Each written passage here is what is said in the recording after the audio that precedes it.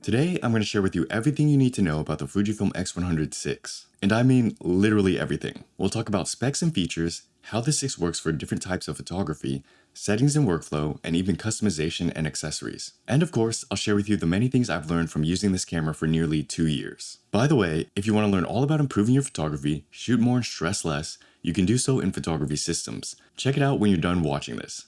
Let's begin.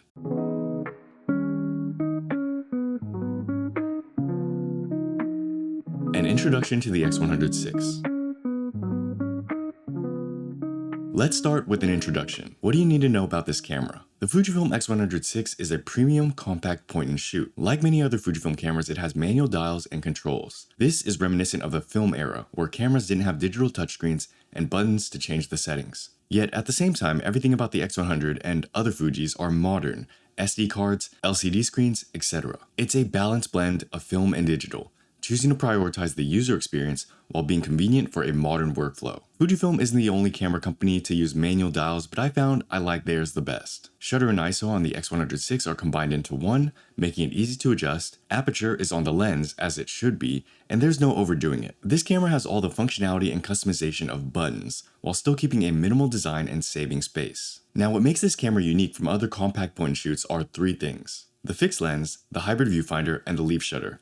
Let's talk about each. Fixed lens.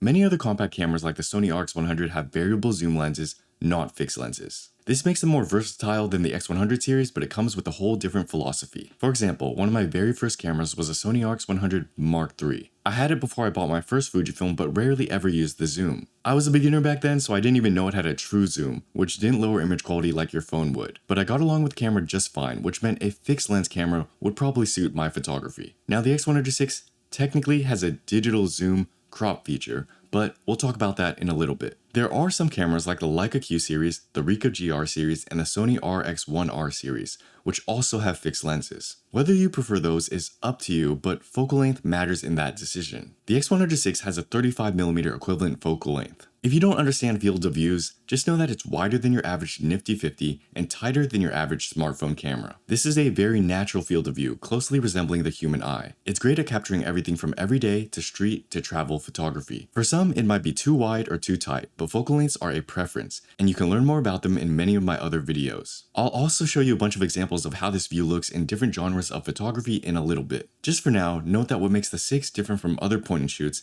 is its fixed 35mm equivalent lens. Hybrid viewfinder. The second thing that makes the x100vi special is its hybrid viewfinder. Unlike other cameras that only have an electronic viewfinder, this camera also has an optical viewfinder, which you can switch via the dial on front. Optical viewfinders allow you to look at the scene, not the shot. So instead of composing through a digital preview of the image, you're looking at the actual moment as it unfolds. What this means practically is that you'll have less lag between what you see and what happens. It'll stay bright and save you some battery life. Furthermore, you can see some of the scene outside of the frame, which might help when predicting subjects entering shots. If you've never shot on an optical viewfinder before, it's not for everyone. Some people love it, others don't really need it. I personally use the electronic viewfinder 90% of the time, but switch to the optical one if I feel like mixing things up. But it's a really neat feature that the X100 series has that other similar cameras don't. Leaf shutter.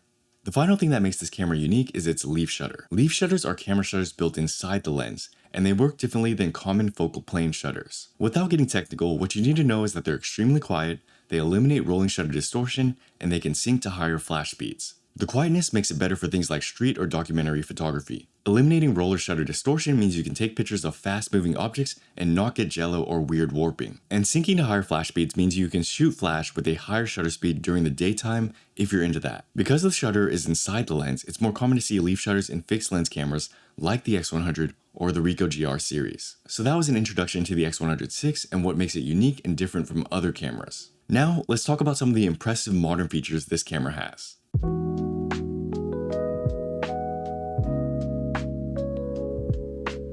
Modern features on the 6. The x100vi, although made for a great shooting experience, doesn't slouch when it comes to image quality. Many other cameras will prioritize the fun factor, focusing on aesthetic design and filters rather than delivering high-quality images. Because building a camera that takes high-quality images will be more expensive and costly. The x100vi, however, doesn't compromise on image quality. That's what makes it a prosumer camera rather than a consumer one, and the price point comes with it. Let's talk about some of these modern features and how they work in practice. Sensor. The X100VI has a 40.2 megapixel X-trans CMOS 5 sensor paired with an updated X processor 5. This is an APS-C size sensor, meaning smaller than full frame, but bigger than everything below it. In my opinion, it's the right size sensor to keep the camera small while maintaining a professional look. 40 megapixels is enough to keep the camera competitive with the rest of the market, although not completely necessary. I mentioned in my previous video, more megapixels, more problems, that there are downsides to having more megapixels, and most people don't need them. You can, however, be assured that none of your images will look cheap or of low quality. Although I'm still learning more and more about this camera, I find the sensor's look to be quite nice. While images taken with the X100V give off a more natural, high-quality film feel, shots on the X100VI are cleaner, sharper, and crisp. Which aesthetic you like will depend on your tastes. I find both appealing in their own way. Now, there are other benefits to having more megapixels like the flexibility in post, room to crop, and ease of printing. But that's often a user-specific need, and I feel like most photographers would get along just well with either the 6 or the V. Autofocus. Autofocus on this camera is a bit better than the V, especially when it comes to face and eye tracking. It's more accurate, holds a little longer, and better in low light. Now, typically, I don't use continuous autofocus mode, so it doesn't make a huge difference for me. Personally, I like to shoot in single autofocus with the focus area on the center. Then I'll pick out what I want to focus on and drag my frame into the correct composition. This gives me the most consistent and accurate results for my style of shooting. I don't have to worry about the camera picking up or focusing on the wrong thing. I'm forced to think about what I want to focus on prior to the shot. And the camera feels more like a true point and shoot style this way. Again, it's preference, and I think most people would be fine with letting the camera track for them. IBIS. A big update on the X100VI was the addition of IBIS. Stabilization was a heavily sought after feature since it could mean better low-light performance as well as more stable handheld video footage. Furthermore, many other compact point-and-shoots on the market already had some form of stabilization, so the X100 series felt lacking in that regard. Now, it's not perfect, and I covered some of my problems with IBIS in my one-year review. Using it for photos, it was a little buggy, and you had to be careful if there's a lot of movement in your frame. Too much movement will make the camera try to hold a moving subject in place, which will result in a photo drag or a tiny blur when you zoom far in. In my experience, you should always prioritize a faster shutter speed to capture moving subjects. So if you're shooting low light, be careful when photographing motion unless that's the point. Now for video, IBIS is decent. If you're holding it still, it does well to eliminate shakes and bumps, but if you're not careful, warping can occur. If you want more leeway, I recommend shooting in 4K or even 1080p and not 6K, as that's too much for the camera to handle. Or just use a tripod. In summary, IBIS isn't perfect, and that's okay. It's not the main point of this camera, still a cool feature, and will probably be improved upon in the future. Video. Long ago, I made a video talking about how the X100V was an underrated video camera. It had really good 4K specs, 10-bit 422 with an external recorder, and a really great color profile, Eterna. And for a long time, I used that camera to record talking head videos on this YouTube channel. The X100VI is that, but more, and honestly feels a bit overkill. It has 6K 10-bit 422 internally, great slow-mo, and even IBIS. But to be honest, I never shoot in 6K. 4K is more than enough for me, and my computer can't handle the higher video specs anyways. It also gets hot much faster, so I prefer to use the X-T4 for video. So the point is, the 6 is still great for video. It has its limitations based on its build and intent, but you can use it like a hybrid B camera if you want.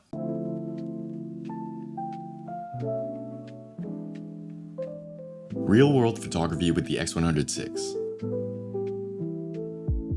Now that we both introduced you the camera and brought you up to date with its capabilities, let's talk about how it performs in the real world. The Fujifilm x100VI is primarily a photography camera, but it's versatile for many different genres, and how you use it will depend on your personal needs. Everyday carry. In the past, it would only take one glance at the 6 to say, that's a street or documentary camera. It's portable, stealthy, looks casual, quick, and has a fixed prime. But nowadays, since the mass market appeal has expanded, you can use it for a lot of different things. One such thing I think most people treat the X100 series as nowadays is an everyday carry. Because of its look, style, and film simulations, it's kind of the perfect camera to bring with you on a Saturday morning to the coffee shop. That's what I initially bought this camera for, as a casual means to document my everyday life. I'd bring the V on road trips, casual hangouts, and parties where I could photograph the fun or dumb things me and my friends did. And it was a great entry into photography without needing to overcomplicate it. I mentioned this in my 2026 buyer's guide video, but the great benefit of having a fixed lens is that the focal length is decided for you.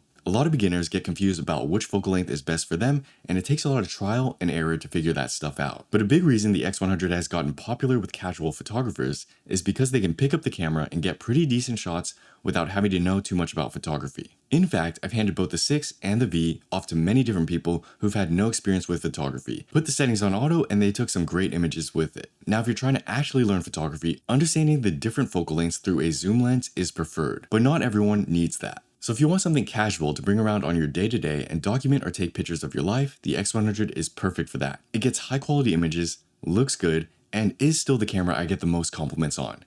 Take that for what you will. Portrait photography. Not a lot of people will look at the X100 and say it's a good portrait camera, but I'd beg to differ. In fact, there are many examples everywhere online of people who've used the X100 series for portrait sessions and even weddings. I think the main confusion is that the 35mm equivalent focal length isn't widely regarded as a portrait lens. Most would look at the 75 or even 50mm equivalents because they're closer up, have a preferred compression, and have more bokeh. But that's just one side of portrait photography. The X100 series and really any 35mm equivalent are great at what you'd call environmental portraits, meaning photos that involve some bit of the background, the scene, and other bits and pieces of context. Because it's slightly wider, it includes other elements in the shot, and the photographer has to play with that. Of course, you can step a little closer to mimic a standard 50mm look, but I'd recommend otherwise. If you're used to a nifty 50 and want to understand the 35mm equivalent better, try taking a step back and compose the shot as is. You'll realize you'll have to frame and compose your subject in such a way where the outside elements are involved, and it may mean getting the subject to stand a different way or interact differently with the world around them. It's not going to replace your 50 or 75mm, but when used right, can complement your other photos very well. Now, I'm not a portrait photographer, but that's part of what I've learned from using this camera so much. And the look of nailing a shot with a 35mm subject properly situated in the environment and with the right depth of field is one of the most satisfying feelings. It's a big reason why this is my favorite focal length. Landscape photography. Honestly speaking, landscape photography is a bit of a hit or miss with the 6. Because of its fixed focal length, it's not always the best choice for the shot, and unlike other photography genres, it's not like you can walk closer or further to make the shot work. In real life, that can mean a difference of miles from here and there. So for landscape photographers, zoom lenses are always going to be preferred. Something with a range to capture the wideness of the expanse or to get close-up details of a mountaintop or canyon. If you're bringing this camera along with you on a trip, however, it could be a good B cam, allowing you to easily document the hiking or camping moments. And sometimes, you will find yourself set up in a spot where 35mm is just right. Street photography. Street photography with the X100 is a no-brainer. This camera was built for it. Its ease of use, quiet leaf shutter, normal casual appearance, and portability makes it great for slinging around your waist and exploring the city. Furthermore, the focal length is perfect for getting more intimate street photos. Obviously, the focal length you shoot at for street photography will depend on your preferences, whether you like to capture things from close up or from afar. Me personally, I'm not the best street photographer, and admittedly, I could get better results shooting from afar. This is because I'm not an in-your-face type of street photographer. I don't want to invade people's bubbles, and I'm a bit hesitant to approach and get close. Because of that, shooting with the 6 is a potential hit or miss. The frames that will look good in this focal length with the way that I shoot are few, and I might be better served with a tighter lens. So one could view the 6 as something that conflicts with my nature or something that forces me to get out of my comfort zone. A negative or positive depending on your perspective. To be honest, the main reason why I keep shooting with the 6, even though I could potentially use something tighter and get better results, is because I love the look of it. The 35mm equivalent, when captured right, has a great aesthetic. It feels like you're in the mix, part of everything, close and personal, without having that extended, wide-angle, distorted look. And there are many situations and scenarios where I find myself up close and photos are actually easy to get. Take for example these photos taken in the street markets of Battambang, Cambodia with the V. The walkways there were small and crowded, and I had no choice but to be that close. But I also didn't feel weird about taking pictures near everything, particularly because everyone was already in everyone's space. So photos were easy to get and they looked good, a perspective I wouldn't have been able to get with a tighter lens. So admittedly, although I'm not the biggest fan of crowds or getting up in people's way for street photography, the look of the 35mm keeps bringing me back to it. It's something that I'm willing to forsake personal comfort and even my personal nature to capture. Currently, I'm still trying to figure out a way of getting close up without being intrusive. I've seen other photographers who just walk up to people and snap at their faces, and I'm not about that. But I think as I work on it, I'll get better and I'll find new ways of getting better results with the 35mm for street photography. Travel photography. Travel photography can mean lots of many different things to different people. For some, it means walking around the city, shopping, and eating good food. It could mean integrating with the culture, getting involved, and seeing how people live their lives. Or it could mean hiking to some rural area for a view that exists only there. Depending on how you travel, your travel photography might lean more to documentary and street photography, or nature and landscape photography. In these instances, the X100VI will obviously work better at the street and documentary side of things. For reasons we mentioned earlier, using the camera for landscapes will be challenging unless you're documenting the trip itself or you just get lucky. But when it comes to getting close up, getting involved with the culture, capturing daily life in a different country, the 6 excels. I've taken both the 6 and the V to many different countries and would have suffered greatly if I didn't have them. Bars, restaurants, busy streets, tall buildings, etc. are all perfect places for the 35mm equivalent. Plus, the camera is easy to bring around and looks casual enough to blend in. Most people will just think you're a tourist and won't look twice. So it's a great camera if you like to travel and really enjoy the country you're in, but not necessarily take a backpacking trip to the Dolomites. For example, a few years ago when I was in Europe, most of our trip was spent enjoying the city life. We didn't go around to too many viewpoints, hikes, or scenic destinations. For this type of photography, the V did really well, as that trip leaned more heavily on the street photography side. And I could capture not only the things we did, but the people we met on our journey. Even just last year when I was in Japan and did visit a lot of scenic spots, the 6 was my main driver. Because whether you realize it or not, a lot of travel is just normal stuff. Waiting around at the airport, checking into hotels,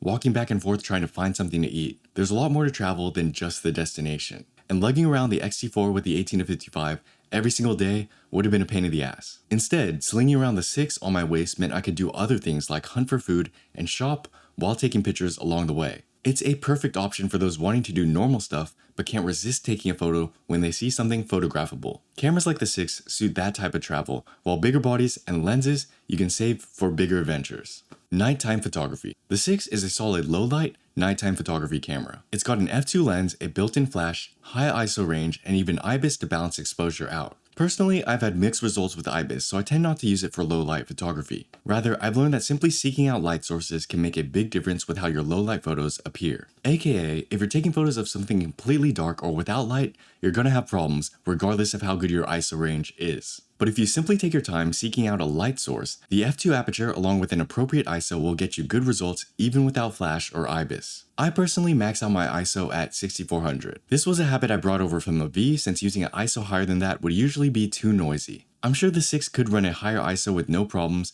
but I haven't really tested or needed that, so I stick to 6400 for good measure. Now the built-in flash, although not always necessary or preferred, is really useful for low light photography. You don't always want to send off flashes because you'll blind people, but sometimes you don't have a choice. In completely dark situations where there aren't any light sources, the 6 can actually grab focus and expose with the flash. This can be a hit or miss, and I'd say it works 50% of the time, but it's very clutch when it does. For example, some of these shots I took when camping, we were down by the river and it was completely dark. The 6 missed focus occasionally, but for the most part was able to focus and fire. So personally, I only use flash in low light situations like that, where I have to, or I'm around people who are okay with it. It's just too obvious and blinding for something like street photography, in my opinion. Daytime photography. Along with the flash, another aspect of the 6 that makes it a complete camera is the built-in ND filter. I've talked about how great this is before, but it makes taking photos and videos during the day that much easier. Sometimes exposing on a bright sunny day means you have to stop down and raise the aperture. It works, but it's not preferred,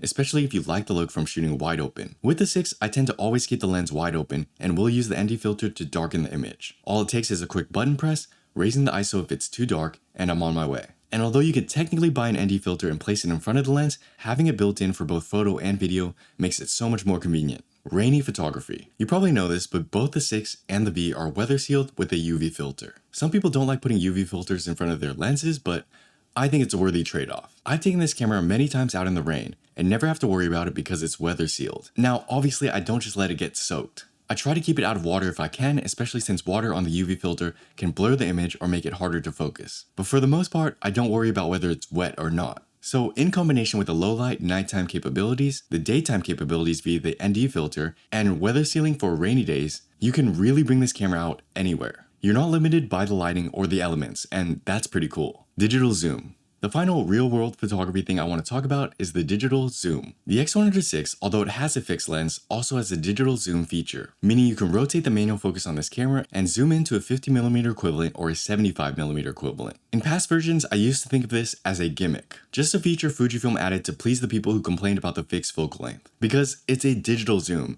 So it's basically no more effective than cropping into your photo. The compression won't be the same as taking a photo with a tighter lens, and there will be a reduction in image quality. So past me said, whatever, I'll just stick to the normal focal length. But lately, I've been testing this feature out and have been quite impressed. I'll share with you deeper details in another video, but I think the digital zoom on the 6 has a lot of potential. This is primarily because of the increase to 40 megapixels, making the reduction in image quality less and less noticeable. It still won't be the same as taking a photo with a real 75mm lens, but that's okay. That's not the point. So my results are still pending, but if good, can open this camera up to a lot of possibilities.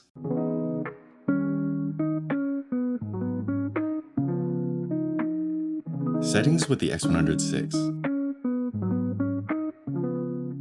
Depending on the photography you do and the photographer you are, your settings will vary. And I've said before that you shouldn't copy another photographer's settings, only seek to understand them, because using their settings won't always get you the same results. Rather, a foundational understanding of what each setting does and why it was used will lead to better results in the long run. That being said, I have customized my 6 in a way that's convenient for me to use. Today, I'll share that with you. Custom buttons. When it comes to custom buttons, I like to keep things simple. There's plenty of room for customization and there's a ton of different adjustments you can make in camera. I find that trying to manage all of that makes photography complicated. So I opt to weed out the fluff and simply focus on the few things that matter. Aperture, ISO, and shutter speed all have their own dials, so I don't have to worry about those. The only other settings I change are things like the ND filter and selecting a custom film simulation. The ND filter toggle I have custom set to this top right button here. It makes it easy to turn on and off if I need it. I also have the auto update custom setting enabled, so if I switch between custom film simulations, my ND filter toggle is saved and I don't have to press it again. This can be annoying if you're tweaking other settings at the same time because your camera will autosave,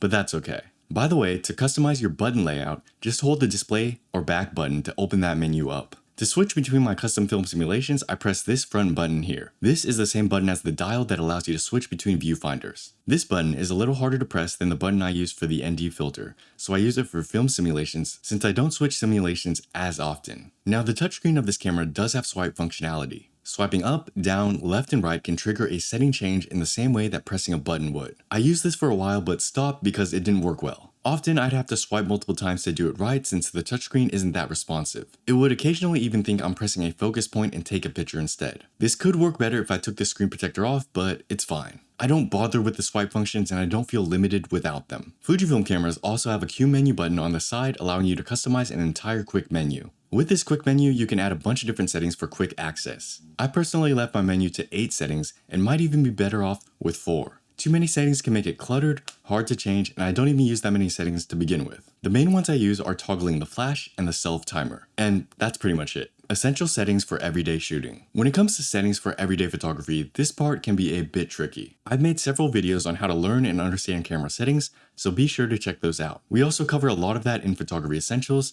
Check that one out too, it's free. But in essence, with this camera, these are my preferred settings. Typically, I like to shoot wide open, staying at f2 the whole time. f2 gives me some separation when I'm close up, and I like the general look of it. If I find myself at a viewpoint, I might go to f8 just to make sure everything's in focus. But with this focal length, landscapes tend to be a bit flat anyways. So if I'm taking pictures out there, most things will be in focus already. Shutter speed I like to keep at 1/500th or 1/250th of a second if I need the light. I find that 1/500th is enough to capture most stills without getting weird motion in my images. Anything slower can get tiny blurs for the way I shoot. Now if I'm shooting in daylight, I usually toggle the ND filter on so I can stay wide open at f2. If I'm shooting at nighttime, I usually bump the ISO all the way up to 6400 before considering dropping shutter speed below 1/250th. Again, this is stuff you have to play around with. For flash, I typically use standard TTL settings and turn it on if it's too dark, matches the look I want to get, and I'm around people who are comfortable with it. I don't use grids, histograms, or levelers when I shoot. I find that those take up space on the screen and interfere with what I'm seeing. I've also learned to orient and level my frame based on the outside world. We cover this more in the perspective chapter of Photography Essentials, but understanding how to orient and line things up without tools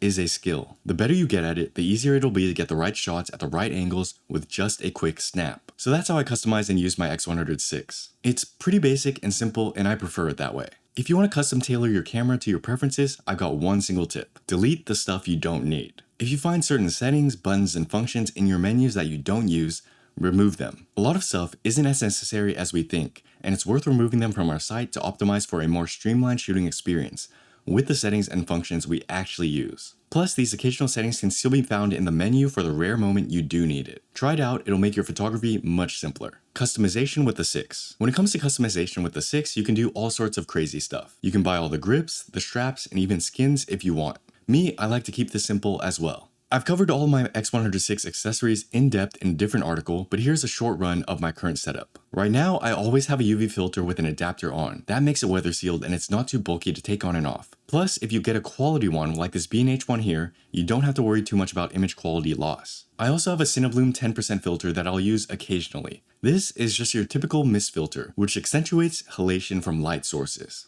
I'm honestly not a big fan of red on silver. I think it looks better with the black X100s, but whatever. As for other filters, I'm considering experimenting more with starburst and light filters just to see how they look. I've tried them on other lenses before and I think it's a nice effect. Now I tend to use generic, cheap, soft shutter releases as they're easily replaceable. Many soft shutters tend to come off and get lost easily. And the hot shoe cover I have is a stock one. I am considering investing in both nicer ones, but this is what I've got for now. The camera strap I use is Moment's leather camera strap. I've been using this one for years and it's served me well. It's a bit pricey though, so I'd recommend waiting for a sale. I also don't have any WCL or TCL lenses. I've considered getting one and trying it many times in the past as I've heard good things about them. But honestly, the 35mm focal length is perfect for me. Plus, I have no interest in adding bulk to the front. I like the 6 the way it is. So that's my current X100VI setup. People ask me these questions all the time, so hopefully that cleared some things up.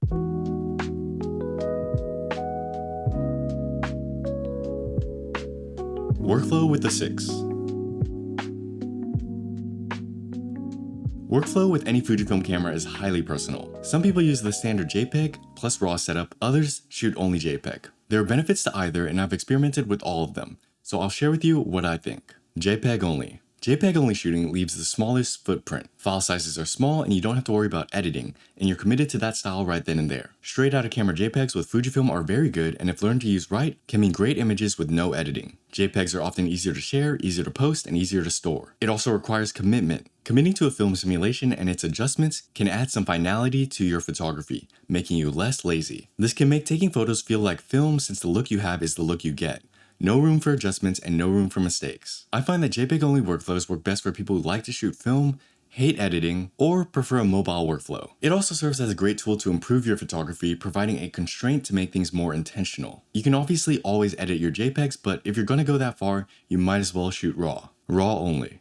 RAW only Fuji photographers I think are the rarest of the three. If you're gonna shoot RAW only, it means you don't care about the JPEGs and only want to edit for a final product. I personally went through a small phase in time where I did just this. I felt as if the JPEGs were useless because I was just going to edit my photos anyways, and they only took up space on my hard drive. Furthermore, you can still use film simulations in editing programs like Lightroom and Capture One. They don't look exactly like the straight out of camera ones, but you can always use Fujifilm's RAW X Studio conversion for that. The program itself was a little slow though, so that's why I stopped using it, but that was my thought process at the time. Shoot RAW only, edit the photos, convert if you want the JPEG look. It's a workflow suitable for photographers who don't want the hassle of having thousands of JPEGs they never use. RAW plus JPEG. The final workflow we'll talk about is RAW plus JPEG. I think most photographers use this workflow because it gives you the best of both worlds. You have your JPEGs for straight out of camera adjustments and settings, and you have your RAWs just in case you want to edit your photos or need a backup. Oftentimes JPEGs, while cool and convenient, are not the most optimal for archiving. This is because JPEGs are lossy, meaning if you toss them around long enough, you'll lose image quality. This can be a problem, especially if you're like me and want to print your photos and make photo books. I always prefer to have a RAW file so I can make multiple exports,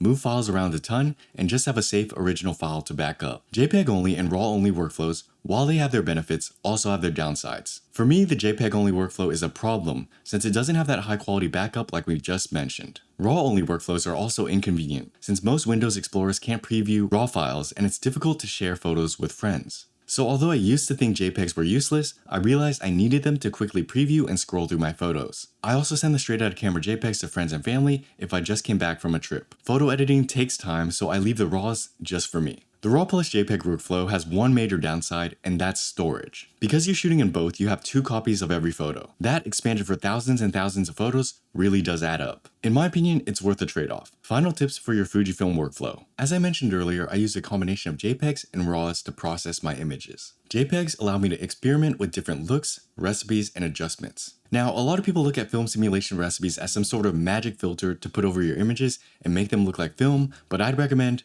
being careful. My tip for you is to just start with the film simulation in the beginning and avoid film simulation recipes. Many recipes have a lot of white balance and color cast adjustments, so they're not suited for all-purpose use. Rather, certain frames, lighting conditions, and scenes don't always look good with recipes. So you might find yourself shooting with a recipe expecting a certain result and realizing that only a few of your shots look good. It's still a fun way to take photos and experiment. I'd just exercise some caution. Standard film simulations, on the other hand, work well and it's hard to go wrong. Most of the film simulations like Classic Chrome, Classic Negative, and Reala Ace can be used at all times of day. From bright and sunny to dark and low light, you'll get a pretty good result regardless. Custom recipes, on the other hand, can bleach the image in such a way where it doesn't always look good. I've had many instances where some images were done dirty, even with popular recipes like Cube and Negative. Think of custom recipes like presets. They're a hit or miss, and some will require adjustments to look good. The way to understand what adjustments are necessary requires some level of understanding of the film simulation and photography as a whole first. Now, if you have a RAW plus JPEG workflow, there's more flexibility. There's always room to edit your photos in post if you don't like the JPEG, or you can convert it again for a different recipe. RAWs typically remain in their base state,